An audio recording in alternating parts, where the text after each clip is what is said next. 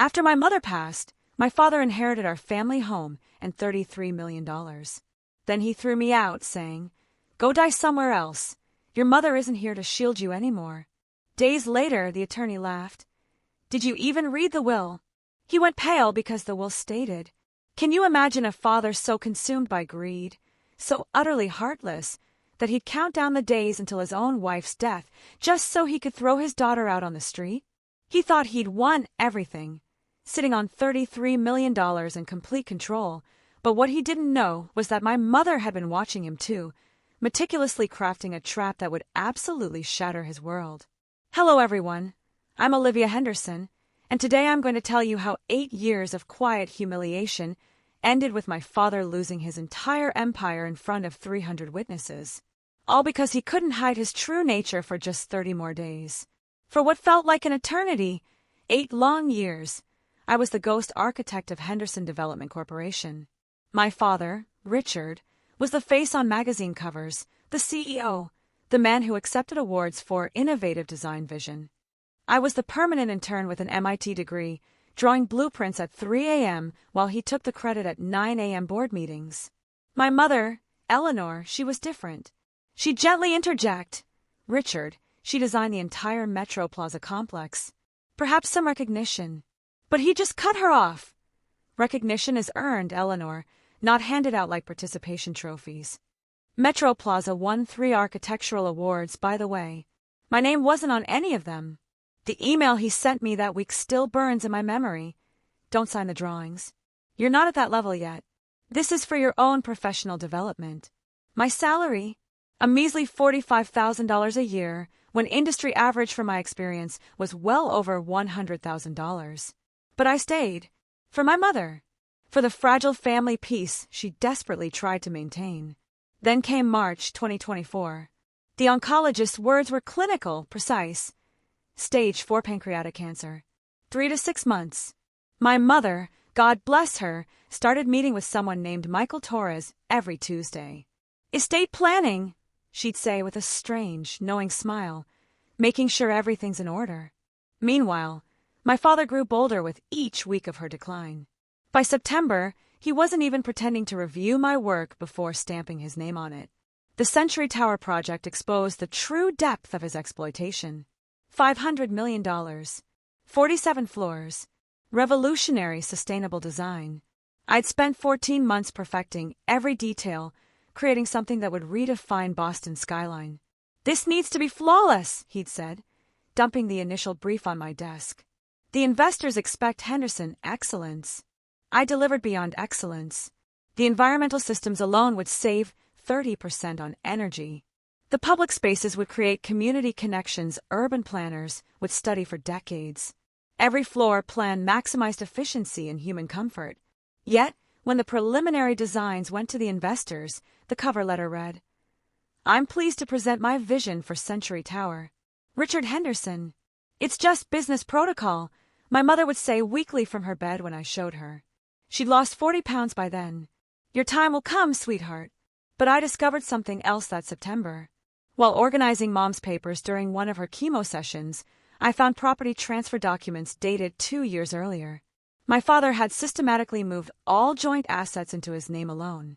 The house, the investment properties, even Mom's inheritance from her parents. "It's for tax purposes, Eleanor," he'd explained through her morphine haze. "Trust me, I'm protecting our family's future." Our family, as if I was ever truly included in his definition of family. The night before Mom died, she grabbed my hand with surprising strength. "The foundation," she whispered. "Remember the foundation, Olivia?" I thought she was delirious. The morphine had been increased twice that day. I had no idea she was giving me the key to everything. October 15th, 2024, 3:47 a.m. My mother drew her last breath. My father was sleeping in the guest room, claiming her medical equipment disturbed his rest. I'd held her hand all night, whispering memories, needing to believe she could hear me. The hospice nurse marked the time, offered condolences, then quietly began the calls. My father appeared at 6 a.m., showered and dressed in his expensive suit. "How long ago?" he asked. 3 hours. He nodded once, pulled out his phone, and called his lawyer. Not the funeral home. Not family. His lawyer. James, Richard Henderson. Eleanor passed this morning. I need the will reading scheduled immediately. Yes, today if possible. The will reading happened that very afternoon. In our living room. The same room where Mom had hosted 30 years of holiday dinners. James Whitman, my father's golf buddy and personal attorney, read the simple document with practiced efficiency. To my beloved husband, Richard Henderson, I leave the entirety of my estate, including all properties, investments, and liquid assets, totaling approximately $33 million. My father's smile was subtle, but unmistakable. The kind of smile he wore after closing a particularly ruthless business deal. There's nothing mentioned for Olivia? I asked, my voice barely a whisper. Whitman glanced at my father before answering. The will is quite clear. Everything goes to your father. My father leaned back in Mom's favorite chair, the leather creaking under his weight. Your mother trusted me to take care of things. Don't worry, Olivia. You'll be fine.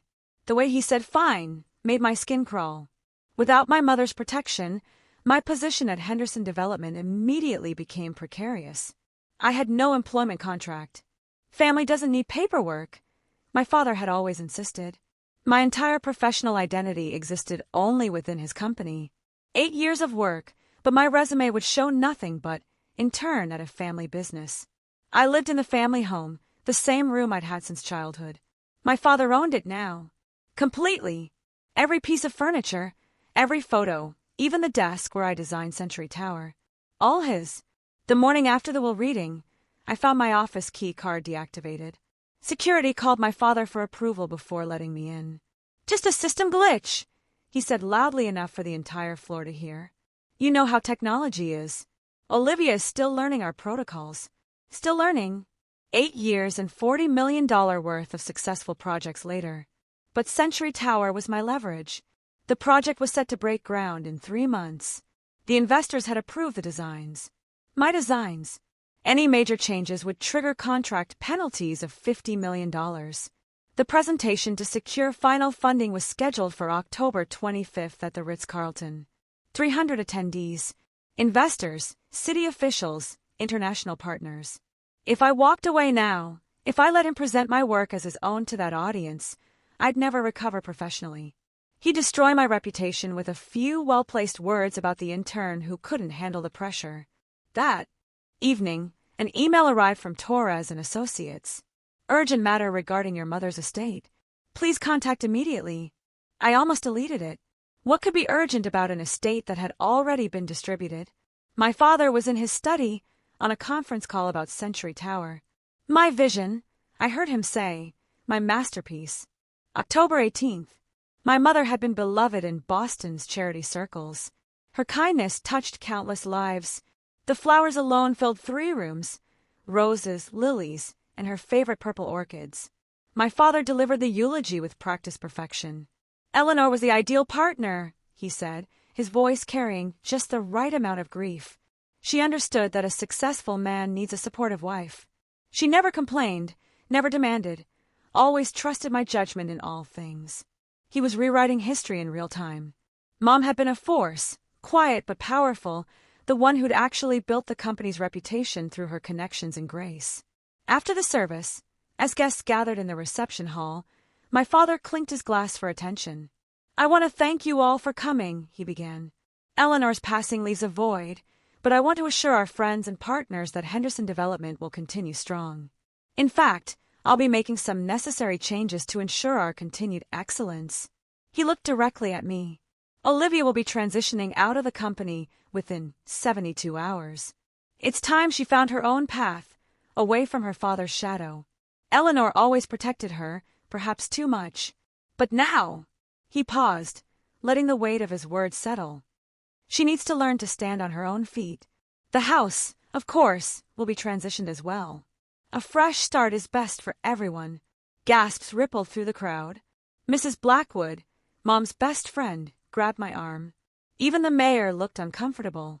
Find somewhere else to die, my father said quietly as he passed me, his voice covered by the shocked murmurs. Your mother isn't here to protect you anymore. My Uncle Harold, Mom's younger brother, slipped me a business card. Call this number, he whispered. Tonight. Michael Torres, estate attorney. Can you believe it? A father saying those words at his wife's funeral, in front of everyone who loved her. If you've ever faced betrayal from family, you know how this feels. Comment below and let me know where you're watching from. And please subscribe if you want to hear how justice was served. That evening, I found my father in his study, already on his third scotch. The funeral guests were gone. The house was eerily quiet without Mom's presence. You have 48 hours now, he said, without looking up from his laptop. I'm being generous. I designed Century Tower, I insisted. Every single detail. Prove it. The files are all timestamped. The security footage shows me on company servers. He finally looked at me, his eyes cold. Everything created on company time with company resources belongs to the company. And I am the company. Mom would be disgusted. Your mother was weak. She coddled you.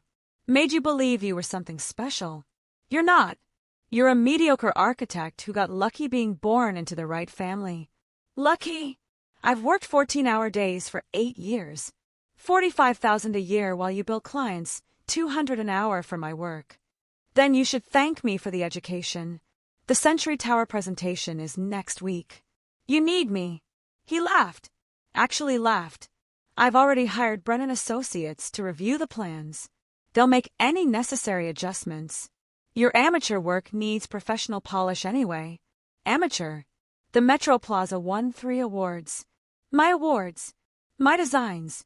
My signature on every document. He stood, towering over me. You have nothing. You are nothing without the Henderson name. And after Monday, you won't even have that.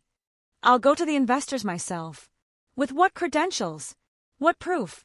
You're an intern who's about to be fired for incompetence and trying to steal credit for her father's work. Who do you think they'll believe? I turned to leave. 8 a.m. Monday, he called after me.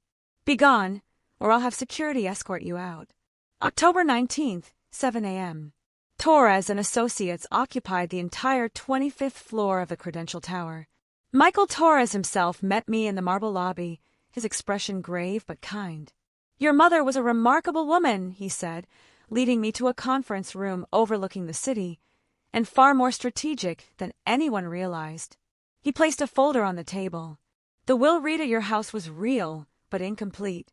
There's an addendum filed separately with my office 6 months ago. My hand shook as I opened it. Mom's signature, dated April 15th, 2024. The document was 12 pages of dense legal text, but Torres highlighted the key section.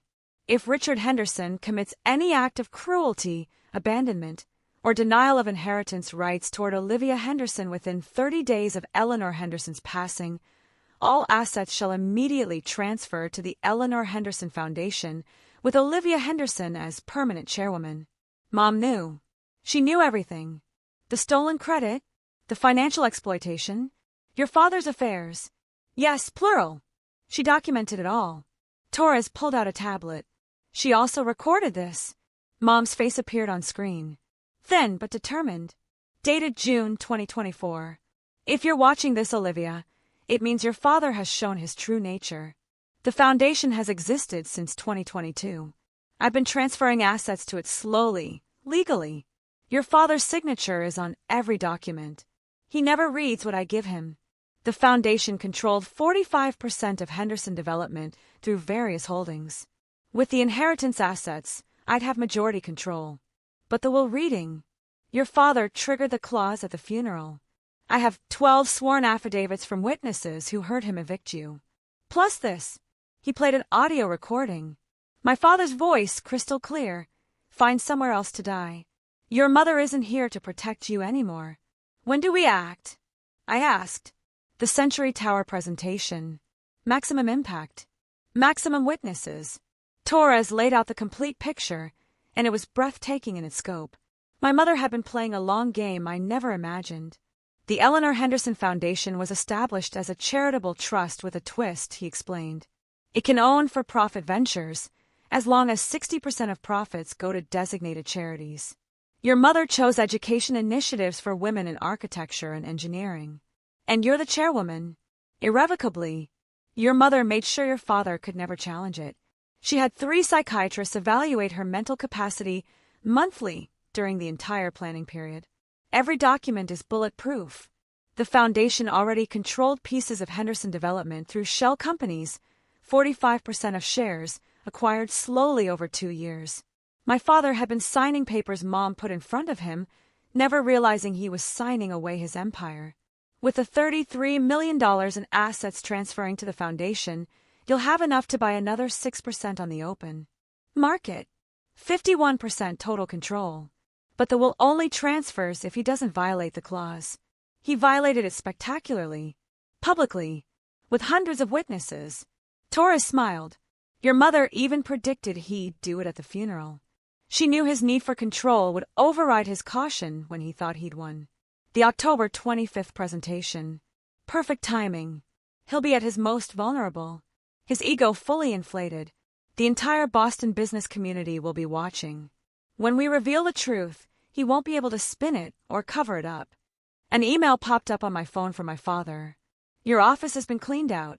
Your belongings are in boxes by the service entrance. Don't make me call security. Torres saw my expression. Let him think he's won. 5 more days, Olivia. October 20th, 11 p.m. The building was mostly empty. My key card had been deactivated, but I still had my maintenance access code. Something my father never knew about because he never paid attention to trivial details. The server room hummed with quiet efficiency. Every design, every revision, every timestamp, it was all here. 47 versions of Century Tower, each meticulously logged under my user ID. The metadata couldn't be faked.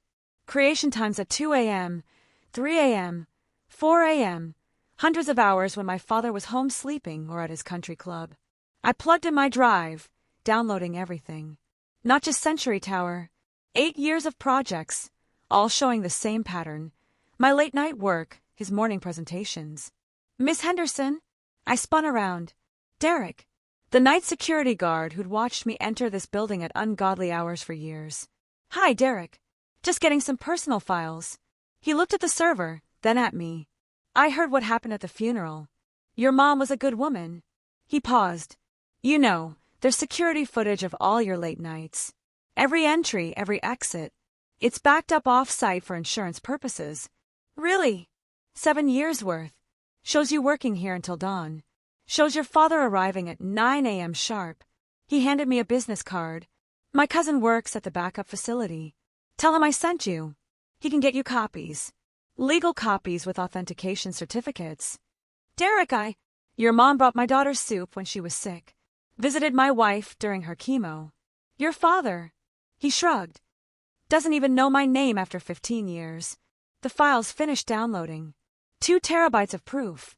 Thank you, I whispered. Make it count, he replied. The next morning, my phone buzzed with unexpected messages. 3 senior architects from Henderson Development, all reaching out privately. Saw what happened at the funeral. It's not right.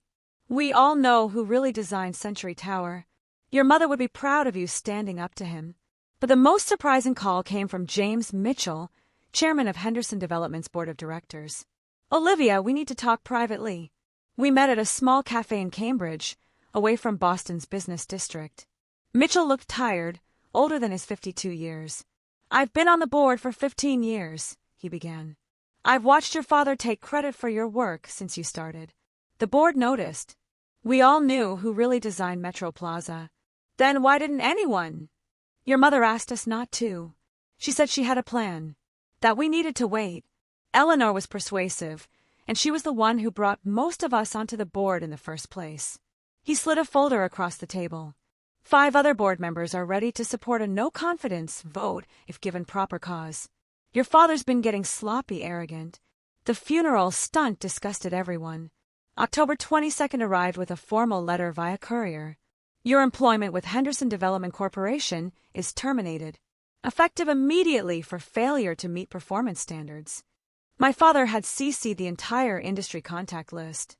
By noon, LinkedIn was buzzing with comments about nepotism gone wrong and entitled millennials. Mitchell texted me. He just gave us cause. Document everything. Torres responded with just 4 words. Perfect. 3 more days. October 23rd.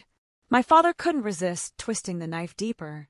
He arranged a press conference at Henderson Development Headquarters. Officially, to preview the Century Tower presentation, but really, to publicly destroy me. 50 journalists gathered. I watched the live stream from Torres's office. Before we discussed Century Tower, my father began, his voice heavy with false regret. I need to address recent personnel changes. It's never easy when family members can't meet professional standards. I tried for 8 years to mentor my daughter, to help her develop real skills. He paused for effect, the consummate performer. Unfortunately, despite every opportunity, she couldn't perform at the level Henderson Development requires. I had to make the difficult decision to terminate her employment for her own good. Really, she needs to find her own path, not ride on her father's coattails. Mr. Henderson, a reporter asked, there are rumors she designed significant portions of Century Tower. My father laughed. Olivia assisted with some basic drafting. Nothing creative, nothing structural. The vision, the innovation, that comes from experience she simply doesn't have. The LinkedIn post started immediately. Henderson's CEO shows tough love. When nepotism fails, a cautionary tale. 500 comments within an hour, most supporting my father's difficult but necessary decision. Tomorrow, he announced, you'll see the full Century Tower presentation. My masterpiece. 20 years of experience culminating in Boston's next iconic structure. Torres paused the stream. He's given us everything we need. Public defamation, professional slander, documented lies. He smiled. Your mother would have loved this. He's destroying himself with his own arrogance. My phone buzzed. Derek got the footage. 7 years. All authenticated. Ready when you are. This is it. The moment everything changes. 300 of Boston's most powerful people are about to witness the ultimate reversal. What do you think happens when a lifetime of lies gets exposed in front of everyone who matters? Comment your predictions below. And if you're enjoying this story, please share it with someone who needs to hear it. October 24th, Torres's conference room became a war room. 3 lawyers, 2 accountants, and a court reporter worked through every detail. The restraining order is ready, Torres explained. The moment your father violated the clause, the foundation gained legal standing to freeze all disputed assets. Judge Martinez will sign it tomorrow morning, 1 hour before the presentation. We reviewed the evidence one final time. The audio from the funeral, crystal clear. 12 affidavits from witnesses, all notarized. The server log showing my work. Derek's security footage. 7 years of me entering the building at night, working until dawn. But the most powerful evidence was the video my mother had recorded in June. She looked directly at the camera, her voice steady despite the pain medication. I, Eleanor Henderson, being of sound mind, do testify that my husband, Richard Henderson, has systematically stolen credit for our daughter Olivia's architectural work for 8 years. I have watched him present her designs as his own, deny her rightful recognition, and financially exploit her talents. Century Tower is entirely Olivia's creation. I have the original sketches she drew at our kitchen table, dated and signed. Richard has never drawn a single line of it. This plays after he finishes bragging. I asked. At the perfect moment, when he's showing his designs on the main screen. We'll override the presentation system. The hotel's AV team is already briefed. They have a court order to comply, Mitchell called. The board members are all attending tomorrow. We'll be ready for an emergency vote the moment the truth comes out. That night, I couldn't sleep. Tomorrow, 8 years of humiliation would end. My father would finally face consequences. My phone lit up with a text from an unknown number. Your mom would be so proud. It was Derek. October 25th, 3 p.m. The Ritz-Carlton ballroom was magnificent. Crystal chandeliers, floor-to-ceiling windows overlooking Boston Common. 300 chairs filled with the city's elite. The stage held a massive screen, displaying the Century Tower logo. My design, his name underneath. I stood at the entrance, my name conspicuously absent from the guest list. I'm sorry, miss, the security guard said. You're not authorized. She's with me. Torres appeared with a court order. Judge Martinez requires Miss Henderson's presence for legal proceedings. We entered just as my father took the stage. He looked imperial in his Italian suit, basking in the attention. The mayor sat front row. 8 major investment firms had representatives present. The Globe's architecture critic held his recorder ready. "Ladies and gentlemen," my father began, "today you'll witness the culmination of my life's work. Century Tower isn't just a building. It's a revolution in sustainable urban design." The screen showed my first sketches. He'd even kept my handwritten notes in the margins, too arrogant to notice they were in my handwriting. Every line, every angle, represents decades of experience and innovation. This morning, 8 firms committed $200 million in funding based on these designs. My designs. Mitchell caught my eye from the board section. He nodded slightly. 5 other board members sat ready. My father clicked to the next slide. The environmental systems I'd spent 6 months perfecting. The energy efficiency alone will save 30% annually. I conceived the system after years of studying. Torres stood up. "Excuse me, Mr. Henderson." The room turned. My father's smile flickered. "I'm afraid there's a legal matter that requires immediate attention. This is a private event, with a court order superseding privacy." Torres walked toward the stage. "Shall we continue?" My father's recovery was swift, his salesman's instincts kicking in. He actually smiled wider, gesturing dismissively at Torres. "Everyone, please excuse this minor interruption. My lawyer friend here must be confused about the venue. Perhaps we can address whatever this is after." "I insist we address it now," Torres said firmly, now standing at the base of the stage. My father laughed, playing to the crowd. "You see the challenges of success. Even at moments of triumph, there are always complications." He looked directly at me, finally noticing my presence. Some people can't accept when they're not part of the story. The audience shifted uncomfortably, but my father pressed on, clicking to the next slide. The crown jewel of the presentation. This atrium design will redefine public spaces in commercial buildings. Notice the mathematical precision, the artistic vision. It took me months to perfect these angles, to balance beauty with function. I knew those angles intimately. I'd calculated them during Mom's chemotherapy sessions, finding peace in the precision while she slept. 10 years of my expertise went into this project, he continued, his voice growing more grandiose, which is why I had to make difficult decisions about my team. Some people simply weren't capable of understanding this level of sophistication. The mayor nodded approvingly. The investors leaned forward, captivated. In fact, just this week, I had to terminate an employee who claimed credit for this work. Can you imagine an intern with no real experience trying to steal recognition for Century Tower? Gasps rippled through the audience. He was publicly destroying me in front of everyone who mattered in Boston. "Sometimes," he said, looking straight at me, "people need to learn their place." Torres pulled out his phone. "Mr. Henderson, are you finished?" "I'm just getting started." "Perfect. So are we." Torres walked onto the stage with the confidence of a man holding 4 aces. The court order in his hand caught the light as he approached the microphone. "Ladies and gentlemen, I apologize for the interruption, but this is a matter of legal urgency." He held up the document. "This is a court order from Judge Martinez, signed this morning, regarding the estate of Eleanor Henderson and the rightful ownership of the intellectual property being presented today." My father's face shifted from annoyance to concern. "This is highly inappropriate." "What's inappropriate, Mr. Henderson, is fraud." Torres's voice carried across the silent ballroom.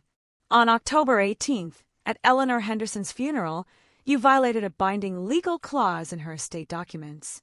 He pulled out his phone and connected it to the sound system. My father lunged for the microphone, but Torres stepped aside.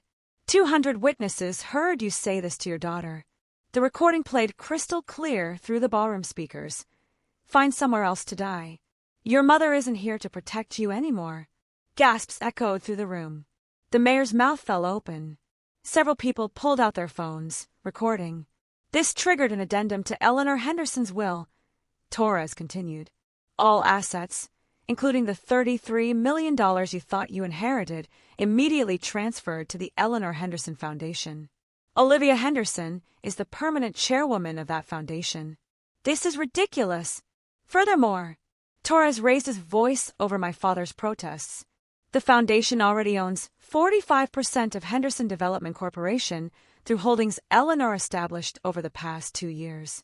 With the inherited assets, Miss Henderson now controls 51% of the company you claim to run.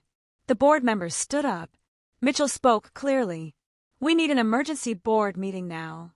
I walked onto the stage, carrying my laptop and a USB drive. The ballroom was dead silent, 300 pairs of eyes tracking my movement. My father stood frozen, his face cycling through disbelief, rage, and fear. Since we're discussing Century Tower, I said, my voice steady, let's look at the real story. I plugged the USB into the presentation system. The screen changed, showing file metadata. 47 versions of Century Tower designs.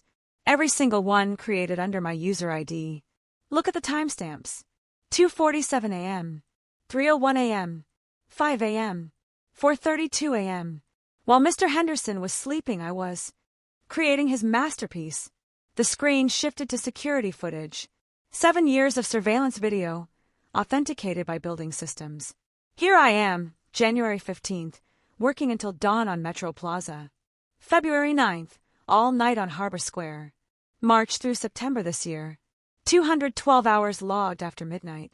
All on Century Tower. Derek had included a compilation reel. The audience watched me enter the building in darkness and leave at sunrise, day after day, year after year. James Mitchell stood up. I can confirm this. The board has suspected for years that Olivia was the true architect behind Henderson Development's success. The screen changed again. My mother's face appeared, thin but fierce. I, Eleanor Henderson, being of sound mind, do testify that my husband, Richard Henderson, has systematically stolen credit for our daughter Olivia's architectural work for 8 years. The room erupted. Journalists typed frantically. Investors pulled out phones, making urgent calls. Every design you've seen today, I said, looking at the audience, not my father. Every innovation you've admired. I created them. The evidence is irrefutable. The truth is finally public. My father's mouth moved, but no sound came out. Torres returned to the microphone, his voice cutting through the chaos. As of this moment, the Eleanor Henderson Foundation legally owns all disputed assets, the $33 million, the properties, and most significantly, 51% of Henderson Development Corporation. He turned to my father. Mr. Henderson, you no longer have controlling interest in the company you've been running. 3 investors in the front row stood up immediately. We are withdrawing our memorandums of understanding, one announced. We invested in Century Tower based on fraudulent representations. Our $200 million commitment is void. Another added, my father finally found his voice. This is entrapment. It's a setup. It's justice, Mitchell said, stepping onto the stage. As chairman of the board, I'm calling an emergency meeting right now. All board members present. 11 hands raised in the audience. Motion to vote no confidence in CEO Richard Henderson. Seconded, called another board member. All in favor. 11 hands shot up. Only my father's remained down. Motion carries. Richard Henderson, you are terminated as CEO of Henderson Development Corporation. Effective immediately. Security guards appeared at the stage edges, not to remove me this time, but to escort my father if necessary. The board nominates Olivia Henderson as interim CEO, Mitchell continued. I stepped forward. I appreciate the nomination, but I decline. I'll serve as chief design officer, the role I've actually been filling for 8 years. The board can search for a CEO who leads with integrity. The audience erupted in applause. My father stood alone on the stage, his empire crumbling in real time. You can't do this, he whispered. It's already done, Torres replied. Your wife made sure of that. The board's decision was swift and surgical. We also need to address the false representation to investors, Mitchell announced. Mr. Henderson, you exposed this company to massive liability by claiming credit for designs you didn't create. My father grabbed the microphone one last time. This is my company. I built it from nothing. With your wife's money and your daughter's talent, Mitchell countered. Security, please escort Mr. Henderson from the stage. 2 guards approached. My father backed away, his face purple with rage. You ungrateful, he pointed at me. Everything you've stolen from me. I kept my voice level, professional. 8 years of my work, $45,000 a year, while you build my designs at $200 an hour. That ends today. The mayor stood up, clearly distancing himself. I think I've seen enough. The city will be reviewing all Henderson development contracts for potential fraud. A Boston Globe reporter raised her hand. Miss Henderson, will you continue with Century Tower? Absolutely, but with full transparency about who designed it. The contracts will be amended to reflect the truth. What about your father's role? I looked at him, still standing between the security guards. The board will determine if there's any position suitable for his actual skills. I suggest advisory consultant, Mitchell said. Limited authority, reporting to the chief design officer. If he accepts, my father's humiliation was complete. From CEO to consultant, reporting to the daughter he'd exploited. Never, he spat.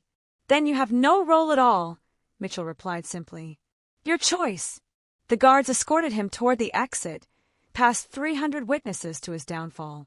As security led my father toward the exit, he made one last, desperate attempt to salvage something. This is a conspiracy. My wife was mentally incompetent when she made these changes. I'll challenge every document. Torres pulled out his tablet. Eleanor anticipated that claim. She had 3 independent psychiatrists evaluate her monthly from January to September 2024. All confirmed her complete mental competence. Would you like to see the reports? My father stopped struggling.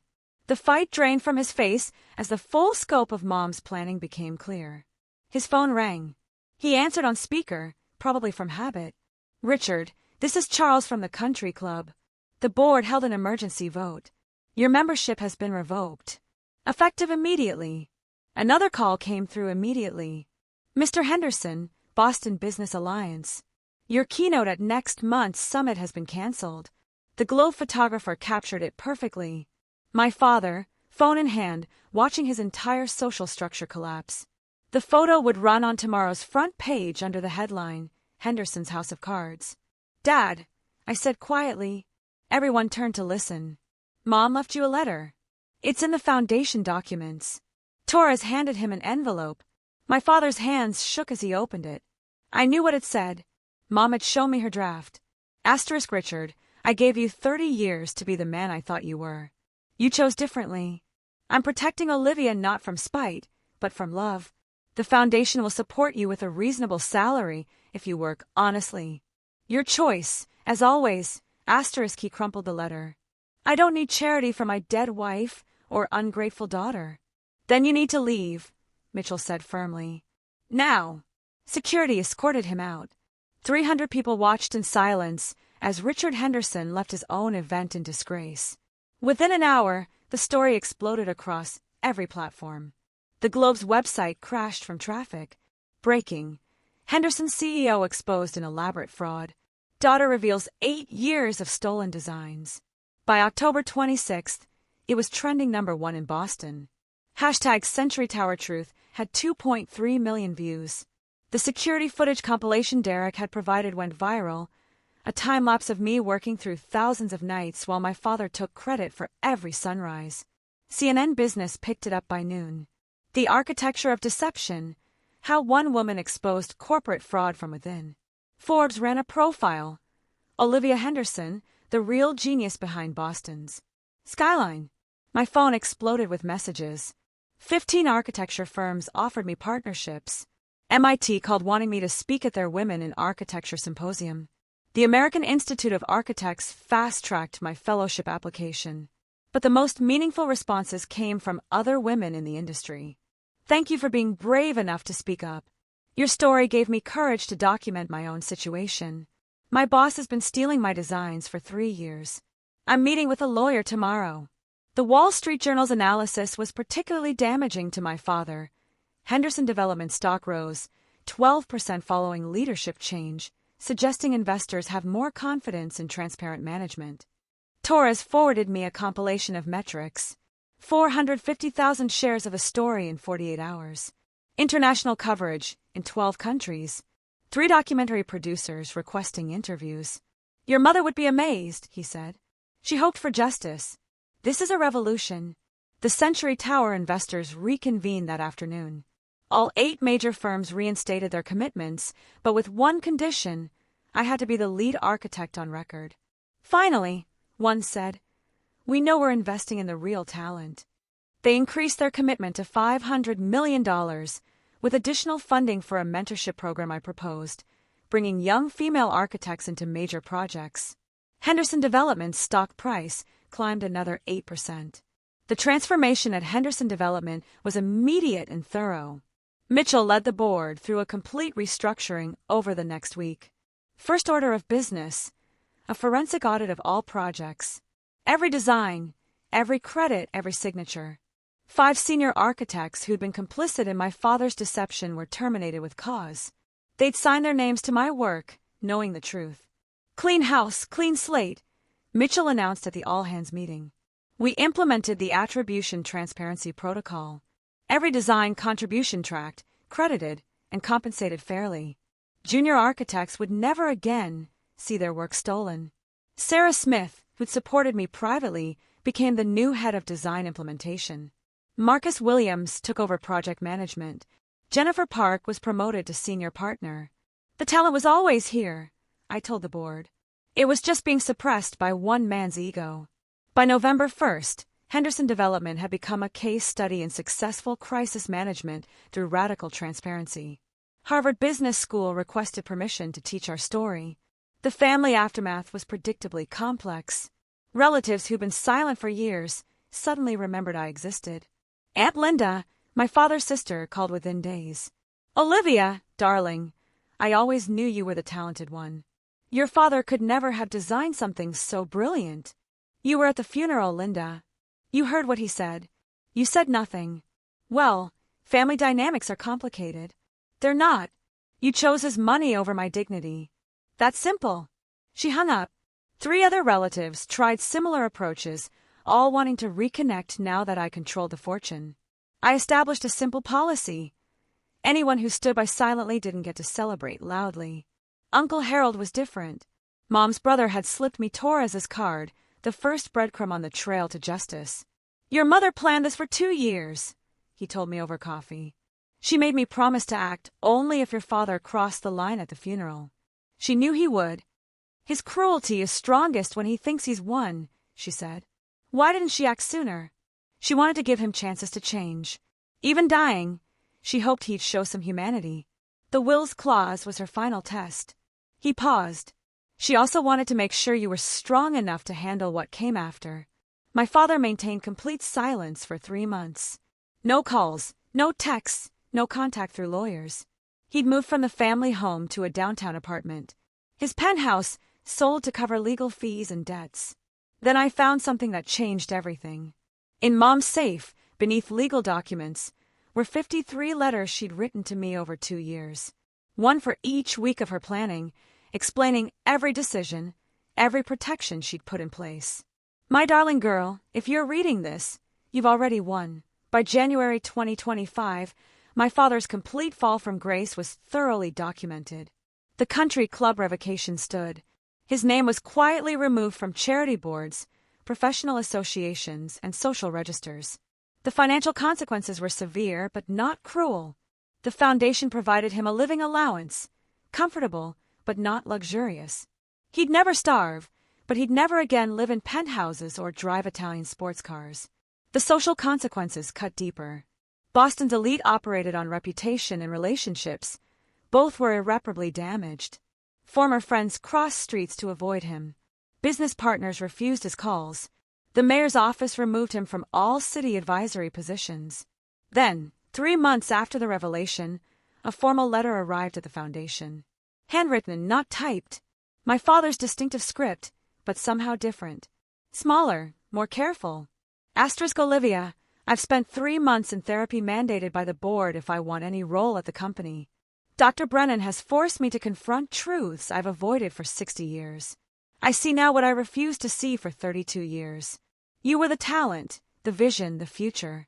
I was just the salesman who got lucky marrying your mother and fathering you. My narcissism, that's what Dr. Brennan calls it, made me believe I deserved credit for everything around me. Your mother's connections, your designs, even the foundation's mercy. Now, I'm not asking for forgiveness. I'm asking for the chance to earn a small place in the company I claim to build, but you actually created. Richard, * Mitchell brought it to the board. He's requesting the advisory position, limited hours, reporting to Olivia, focusing only on vendor relationships where he actually has expertise. What do you think? They asked me. He can have 3 months probation, 1 false claim, 1 stolen credit, and he's gone forever. That's generous. It's what Mom would want. 6 months later, March 23, 2025, the Century Tower groundbreaking ceremony drew 1,000 attendees. The mayor spoke about Boston's new era of transparent development. The governor praised ethical leadership in corporate America. I stood at the podium where my father had fallen, but I felt no satisfaction in the parallel. This wasn't about revenge. It was about building something real. Century Tower rises not from deception, but from truth, I began. Every beam, every angle, every innovation comes from acknowledged talent and credited work. This building will stand as proof that integrity and success aren't mutually exclusive.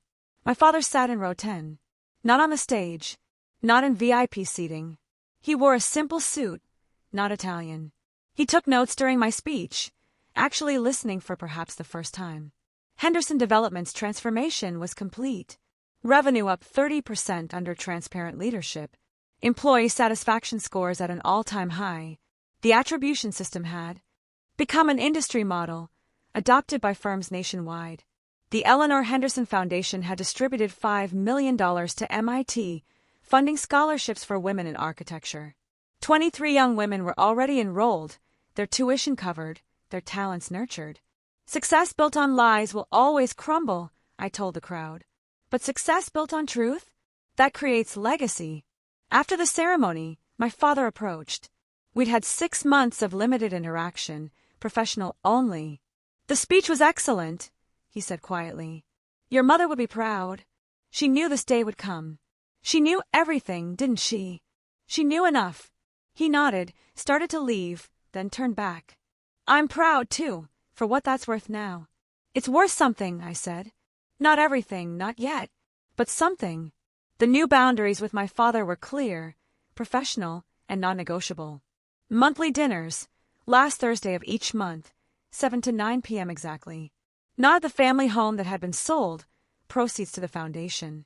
We met at quiet restaurants, public but not prominent. How's the Riverside project? He'd ask.